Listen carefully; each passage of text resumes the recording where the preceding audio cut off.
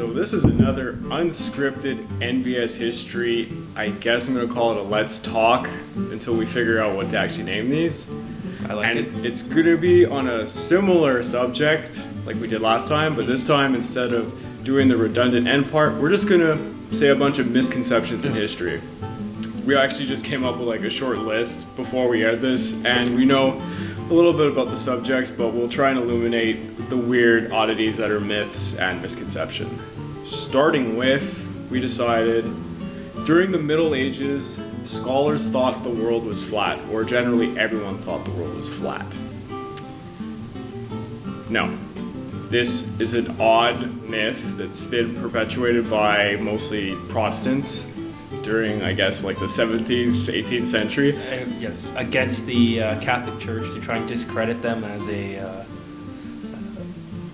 unintelligent organization, saying that they believed the world was flat when clearly everyone else knew it was round, even though everyone's known the earth was round since ancient times, Since going back ancient to Greece. ancient Greece, before ancient Greece, Mesopotamia and all that stuff too had rudimentary mathematics proving that the world was somewhat round, just a lot smaller, larger than they expected. They thought it was smaller. They thought it was just that one little region that was the world that was round. Yeah, continent-wise, they might have not known about the other.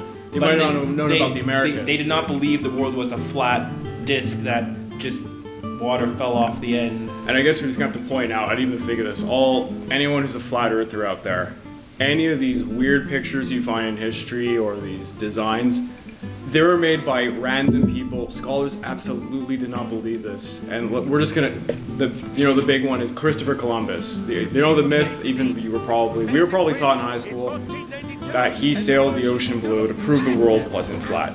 This is the weirdest myth. There's zero evidence of this. This is absolutely not true. He knew for a fact he was looking for Asia. He thought he was basically, when he landed in the Caribbean, he thought it was Japan.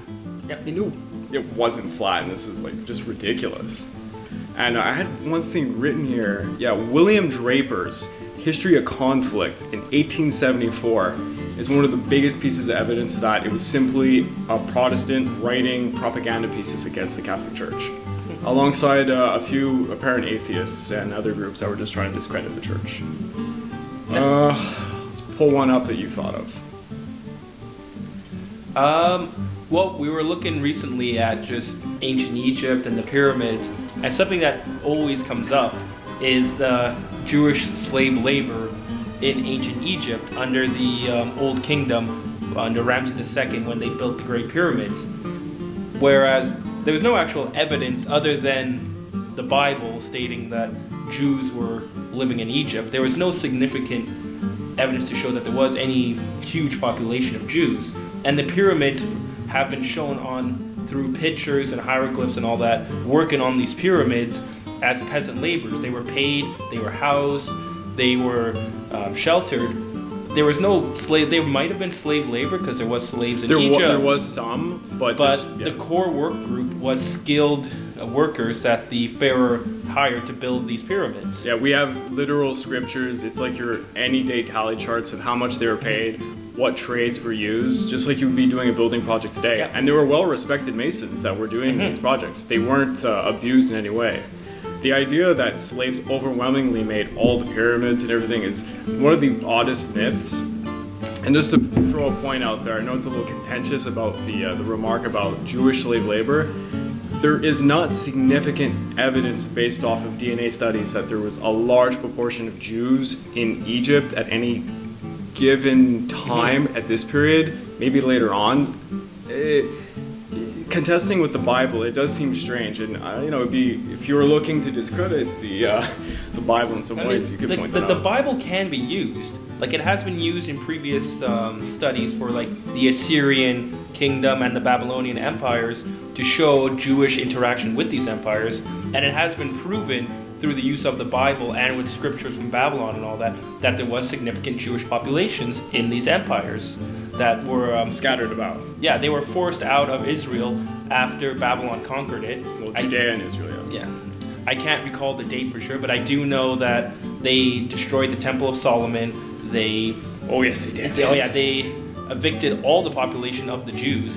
it wasn't until the Persians under Cyrus the Great retook Babylon that the Jews were allowed to return to Israel. Yeah, little known fact, he was actually quite a lenient ruler.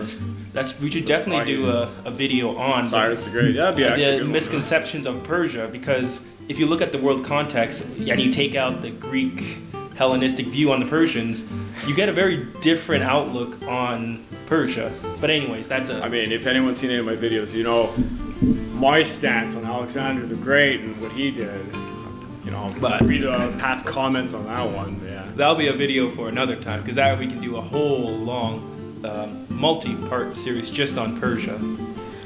I picked out of a list, and I was looking at lists, the top 10 misconceptions to see if there's anything good we could hit that we knew a lot of. And of course, this one is one of the golden ones.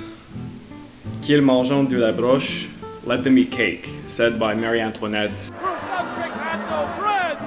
Do you know what she said? Let them eat cake. Not true. And just to give a bit of a background on this, because I actually looked into it a little bit, because I was curious myself as to where this goes, and man is it a rabbit hole. Marie Antoinette, at the time it was written that she said this, would have been 9 years old. Because this was written by Jean-Jacques Rousseau, and his Confessions was his autobiography. In 1765 he had written this, and then he published it in 1782, just before the revolution starts to kick off. And he was basically just trying to create some propaganda. You know, they're tired of the monarch. They wanted to make the monarchy look bad. And there's, if you go through the list, you look for the reasons, there's actually a lot of people in history that are alleged to have said this phrase. There was another French queen, and I believe another queen in England in the 13th century, but I'm kind of discrediting that information. It does seem to be just stuff you would pick off Wikipedia. There's no real background behind it. But something that was curious, the idea of her saying this sprang more in the 19th century during revolutionary periods, and it was written all by pro-revolutionary scholars. So it seems like this is just a piece to just break monarchy down worldwide. You know, like let's say the communist revolution. They just wanted to make the capitalist system look bad. And you remember talking about a certain Polish cavalry myth. Actually, I was going to do a two-part thing on World War II. They were not really connected, but I'll do a quick one. Yes, there's a whole myth of Polish cavalrymen, like in ancient medieval time, with lances charging German panzers in a courageous last stand. And you can actually see a German propaganda video of this, by the way. Look it up on YouTube. It's a weird thing because it did happen, but not in the way it's portrayed as propaganda. There was Polish cavalry units, but they were mere scouting units. They would go from battle to battle, scout in the battle on cavalry, then they would dismount, engage the enemy, remount, and then go on to another battlefield.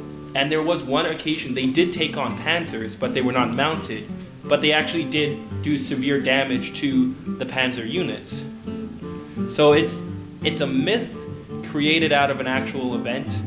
So it is a misconception. They were not charging panzers with lances. They were a modern army equipped with anti-tank weapons, and that it's a good way to say they were a primitive culture, because they were still using cavalry in the age of tanks. Because the Germans were completely truthful with everything they had to say about Poland when they were attacking that country.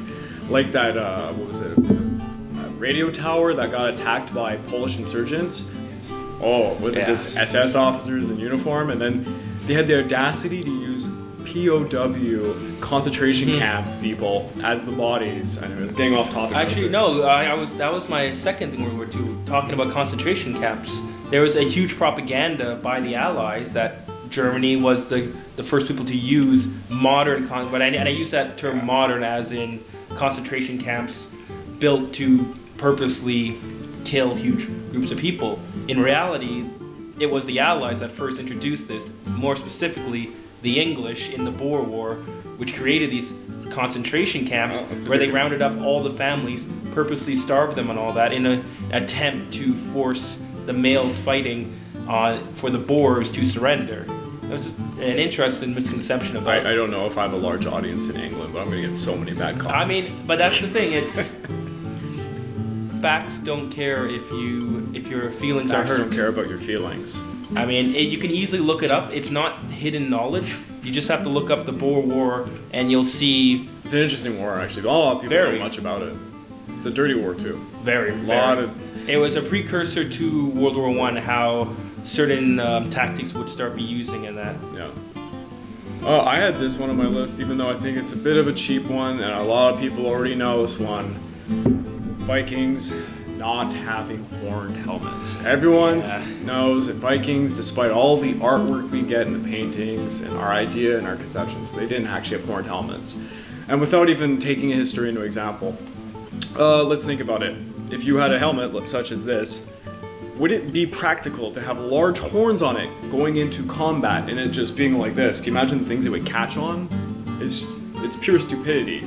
Not only that, it's the structural integrity of the helmet. When you start cutting holes into your helmet and then you put horns into it, say you get a battle axe or a mace hit on the helmet, well, you have an open gash there that can easily be exploited. Although I will mention one thing. Off the top of my head, the only culture that might have had, samurais did have horns, but their armor was, it was well developed. There was probably rationales or reasons for it, other than maybe decoration and ceremonial. Well, it was psychological. The samurai's armor was functional, but also it was meant to intimidate the regular peasant soldiers that they would be going up against. But you can make the same, the Vikings were raiders. Psychological warfare was relevant because the Vikings, the ones that you saw that came up ashore, if you're in Scotland or England, they were the scariest bunch. But I remember doing a little bit of research on this beforehand, and the main thing that implicates this misconception, which was no surprise, was a costume designer by the name of Carl Emil Doppler, who included horn helmets in the costumes for 1876 the Wagner Norse saga Der Ring der Nibelung, which was an opera that was extremely popular and still is to this day by Wagner. And the costume design had horns on it. Further paintings were done, and the paintings started to have horns on them, and it became a fad. And it was honestly, in reality, it was a bunch of Germans. Germans were obsessed with Vikings, and they were obsessed with finding their own history, because Germans for the longest time had no idea of their history and their background. Just look at anything Hitler wrote. Guy made it all up, trying to make this fantastic world history of the German people, where they come from. It's all lies.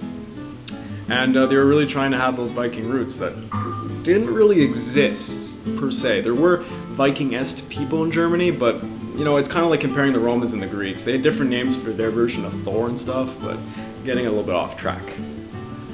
I chose an interesting one. I didn't know if I wanted to speak about this, because some people would argue this misconception. And this is the misconception that Adolf Hitler created the Autobahn. No. Very much no. People are probably screaming right now, but no, he had projects and the unemployment rate. You're not wrong.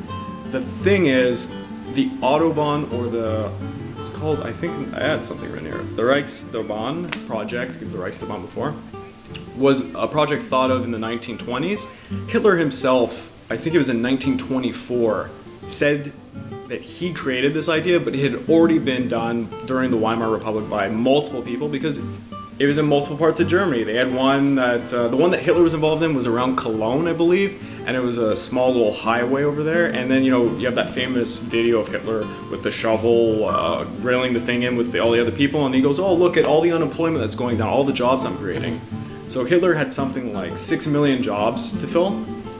In reality, when he started these highway projects, he filled out like 100,000 jobs for it. And then, you're going to argue, okay, well, that was just the people that were doing the roads. What about all the people who were making the gravel, the concrete, this and that? I've looked up the numbers. It would be about 200,000. It's ridiculous. The vast majority of people in Germany that finally made it full employment, they were working in the steel business and arms. Because go figure, he was making arms. But the project for the Autobahns, they weren't even complete anywhere near World War II time. Like, Hitler couldn't even do road work. By 1942, it was done. He had to cancel it. And he was actually using a lot of POWs and Jewish slave labor to make a lot of the road projects. And they were terrible. The cars couldn't even ride on them. Most of them were just used for bikes. The truth of the matter was, all the propaganda that was done to make it seem like, wow, we're going to use these great highways and all of our tanks and our cars will be able to move freely over Germany so we can conquer more places, it's completely false. All of it was just propaganda work, and I even got this ironic little funny bit. When Hitler finally made the decree that he had to stop work on these roads and to put it further for like other military means, I think it was in 1942. In 1943, they were still showing fake film of them working on it as if it was still going on, because they just wanted to show the German people what was technically going on in their country, which is baloney. Well, just to add on that, at the end of this, they also, the misconception was that, like you were saying, Hitler stopped the unemployment rate, he curbed it, like if it was at its lowest level, he reinvigorated the German economy. This was Kind false. of 50-50. Because how he was reinvigorating the German economy was massive spending and resource strain. It was an unsustainable plan he had. It was, some historians even say that this was the reason why he invaded Poland. It was something actually like 7 years before they had planned. They were bankrupt, they had to. Yeah, they were doing all these massive projects and trying to reinvigorate the economy, and then all of a sudden they were getting short on cash, so they had to, the Lebensraum, you know, go invade these other countries to start using their, like Czechoslovakia, Poland and all that. When you see, when they occupied these countries, what was the first thing they did? They started exporting all their natural resources back to Germany. It all. Because they had to support these massive projects. So if Hitler never went to war, Germany would have collapsed back in on itself because of the massive spending. Yeah, little known fact, and people will argue this because a lot of people don't like to learn about the economic history because it's a little bit boring. Hitler was not really in that much control of Germany, and he had a lot of conservative traditionalists and people in the industry business with their guns to his head.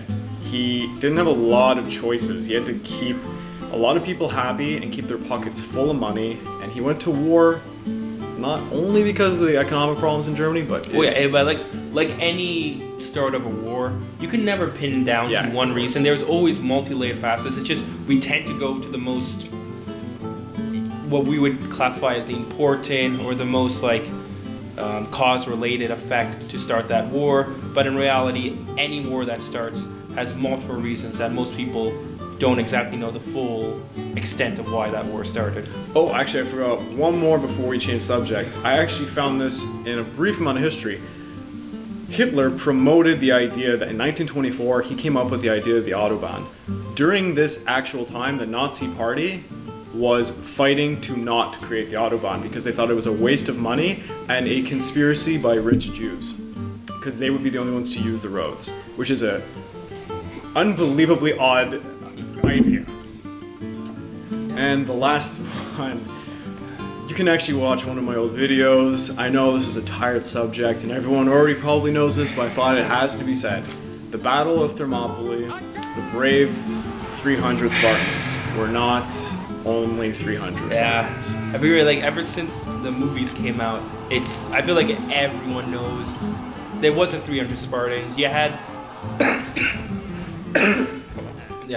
the Athenian armies there too. You had a bunch of the polises, the small city-states armies sent them too. There's no Athenians, so they weren't there.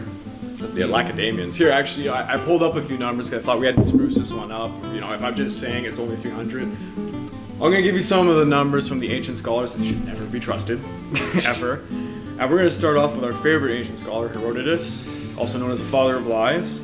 So his estimates, let's see, for the Greek side was around 6,000. Diodorus said Greeks numbered about 7,400. Pausanias said 11,200. Modern scholars about 7,000, give or take. So, consisting in just Herodotus, I'm not going to say the other ones. For Herodotus, he numbered around 900 Lacedaemonians, 400 Corinthians, 700 Thespians, quite a different ones, 400 Thebans. There's Thebans involved, which, if you know your ancient Greece, Thebans are not to be trusted. And it's interesting that they're in this battle, and they're one of the last ones to leave, which is another interesting remark. But in all, it was about 7,000 people, and there was 300 Spartans. Where I would argue there's some merit to this misconception, and people don't talk about this as often. When the battle looked like it was going to be lost. It was a rear guard action by the action. Spartans. Essentially a military tactic, as they did find out, because they had stationed Spartans along that goat path. That was true. And then they found out that it wasn't just Spartans there. It was a city-state nearby had placed at the... Thespians. It was, yeah. And they ended up going up the hill to try and make a defensive stance. The Persians ignored them, continued going around. They were betrayed, and the Persians Yeah. found a secret path to get around them. The Thespians got overwhelmed because, I mean, there was just and then they 500 Thespians probably. Yeah, the Thespians went back up the hill, tried to do like a spear wall to lure the Persians out. The Persians ignored them. Spartans found out because they were in control of the army. They sent away all the rest of the Greek city-states. They were going to stay and let everyone like. But it wasn't. They weren't planning to die. It was literally it was a rear guard action. Whereas they stayed the night. They lit all the fires. They made it look like to the Persians the whole army was there, because the Persians found out the army was retreating. Well, the first thing you can do, you're going to send your cavalry and mow down a retreating army. So they stayed there, and then in the morning, the Persians had circled them, and so technically, if you would argue, 300 Spartans, or I would say there had to be a few dead of them by that point. 300 around Spartans did stand off at the very end, but they were trying to give their allies a chance to flee. They were not planning on staying. They were at like any rearguard action. You do slow retreats. You hold, you retreat. You hold, you retreat. Yeah. But of course, the Persians with that goat path managed to cut off the retreat when they were forced to one last stand. So there was merit to it, but you got to give credit to the other. You know, if you want to know more about this episode, I think the card will be in this general direction. You can click there. We'll see if I can edit that in, because I'm pretty bad at this.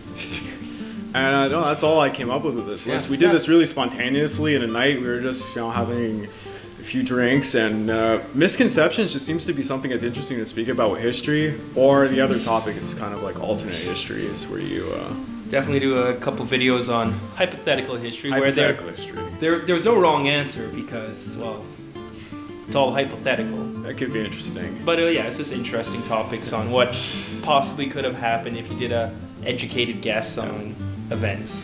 I hope to do more of these unscripted, kind of just spontaneous episodes, and we are trying and working towards actually doing a podcast with a few friends. We're all in the field of history, and we thought it would be kind of cool to get more of an amateurish telling of things, because Dan Carlin is awesome, but sometimes, it might be cool just to spruce things up a bit and have like some young dumb people say some things, and then, in the comments you can just rip us to pieces, because I love hearing people's comments on how I mispronounce things in different languages and how terrible I am. This has been NBS History. Cheers. Cheers, please.